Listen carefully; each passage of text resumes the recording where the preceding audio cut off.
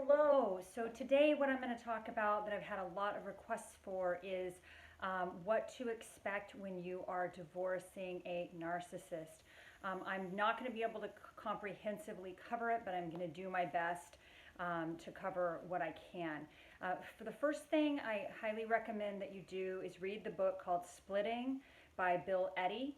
There's another book called Will I Ever Be Free of You? I forget the name of the author. Those are two really good books on divorcing a narcissist or a sociopath. Another website you might want to check out, especially if you have children, is One Mom's Battle. She divorced a malignant narcissist and she was able to get full custody of her children through a very arduous process. But just some things to know that may happen. So first of all, if you're leaving or trying to divorce a narcissist, you're probably doing it because you found out that they had a double life, that they were cheating on you, that they were having affairs, maybe they had a secret sex life, porn addiction, they were going to massage parlors, strip clubs, pornography, all this stuff that they said that they weren't doing when they, acted like they were monogamous with you. But typically you found out about a double life, so you're probably in shock, in horror, but you're divorcing them, right? And usually the reason you're divorcing them, part of it's probably not even that you found out about their double life, it's that they refuse to take any responsibility for it, to tell the truth, or to apologize. Instead, they justified and projected and deflected back onto you and made you their scapegoat. And they're probably telling their flying monkeys that there's like two sides to the story, which in reality there's always two sides to stories in a divorce. But with the narcissist who expects you to read their mind, you probably did the very best you could, not being clairvoyant. And you may have gone to therapy with them for 6 months or a year, once a week, and they lied to the therapist, lied to you, didn't even tell you or the therapist what their issues were in the relationship, because again, they use that, they withhold information, and they expect you to read their mind. So you might be absolutely baffled because you have no idea what they even think you did wrong, in the marriage. You have no clue because they've never told you. If they're a covert narcissist. Now, I don't know. Sometimes I think overts are pretty, they're much more vocal about what their issues are. But with the covert, you may have no idea what the problem they had was. You might have even, in the relationship or the marriage, you might have even said, hey, do you have a problem with something I do? Is there a problem with my spending, or with, do you have a problem with anything that I'm doing? Because if you do, can you tell me what it is? And they may say, no, I have no problem. Everything's fine. It's fine. Everything's fine. You may have had that experience. You may have even said, because if you have a problem with me, you have to tell me because I'm not a mind reader. And they may have been like, no, everything's fine, right? So that may have been your experience. That was certainly 100% my experience. So, that may have happened. So you have no idea even what what the critique is. But of course, the way narcissists work is once they're found out, once their double life is found out, then they start to reinvent history. You might have been in a 10, 15-year relationship with them and never hardly even argued. You didn't even know what the problem was. You just got along with them and went along with all, their just agreed with their, not putting you on the title of joint assets. You might not have even advocated for yourself because maybe you just totally trusted them. I mean, that could have been the case, certainly was with me. You could totally, if you're with a covert narcissist, you might have totally just believed and trusted them and you had no idea. And then when you find out about their double life, you're literally in shock. But what you'll see with the coverts often, or even the sort of sociopaths, is this is what you'll see very often in the divorce.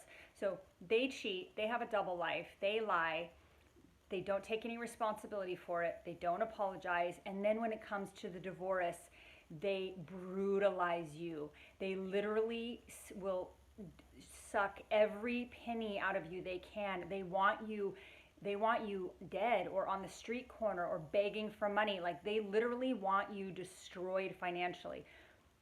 Normal people that cheat, neurotypicals that cheat, usually they have guilt and remorse, and they won't also try to financially ruin their partner or their ex-partner. I had a friend of mine, her husband was not a narcissist. He cheated on her. He felt guilt. He felt remorse.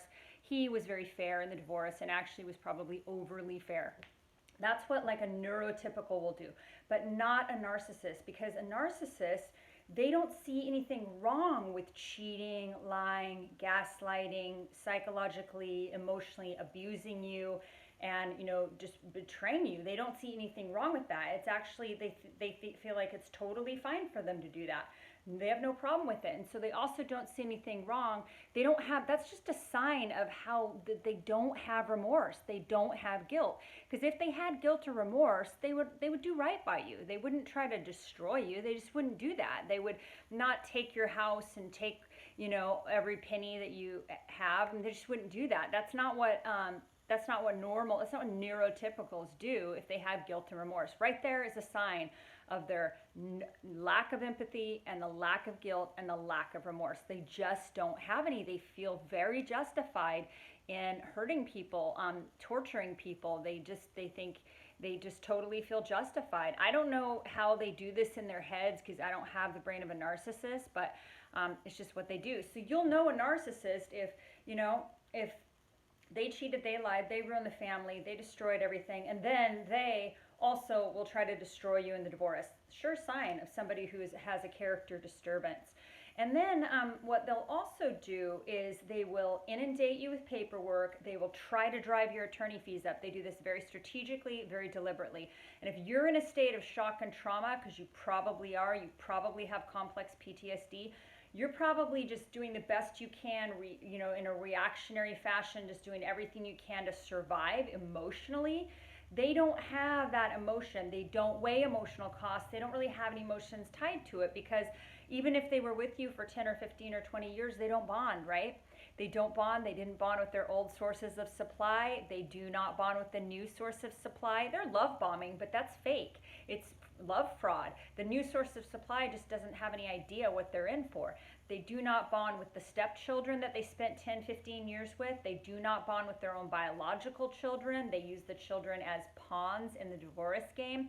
They do not bond with the new source of supplies children, and they do not weigh any of the emotional costs to friends, family, children, spouse, ex-spouse, the affair partner spouse if there is one. They do not care. They don't weigh emotional costs because they don't have any, right? For them, they don't connect with other human beings. There is no empathy. They don't have any empathy. They don't have any remorse. They don't have any guilt. They don't have any moral compass. There's no sense of decency or morality or rightness or fairness. They just don't. So they will use the legal system to destroy you if they can. And actually, if you look at the U.S. legal system, it's set up by really a lot of narcissists. I mean, that's a lot of narcissists are running the legal system, lawyers and that sort of thing. Not that all lawyers are narcissists, because they certainly aren't, but you'll definitely see that with a lot of them. And so, that narcissist is going to use the system, and they could either be completely manipulating their attorney, or their attorney's just going along for it and doesn't have any morality, like any moral conscience, and they're just doing their job. But the narcissist will inundate you with paperwork. They will ask for discovery over and over and over again. And then when your attorney asks them for discovery, often they will not provide it. They will force you to subpoena things. And then even when subpoenaed, often they will not provide it. They love it. They want to drag the divorce out. You have emotions, so your impetus is to get it done as quickly as possible. These narcissists, they love, and the sociopaths, they love to drag it out, because this is fuel for them. It's food. It's delicious. They're feeding on your pain. They're feeding on this emotional reaction they're getting out of you. And for you to have an emotional reaction is normal. You loved them. You just didn't know that you were loving a hologram. You thought that it was real, so your emotions were real. That makes you normal. That makes you awesome. That makes you a beautiful person. They're the outlier. They're being able to, pretend to love people for 5, 10, 15 years when they're really incapable of any sort of real love. That makes them, they're the oddball. You're not. You're normal, and your emotions are normal, and you should be having anger, pain, grief, sadness, emotions around this, especially if you were in a long-term relationship with a covert narcissist. Like, it's normal for you to have emotions. That's actually a sign of your humanity and your decency and your heart and your empathy. It certainly is.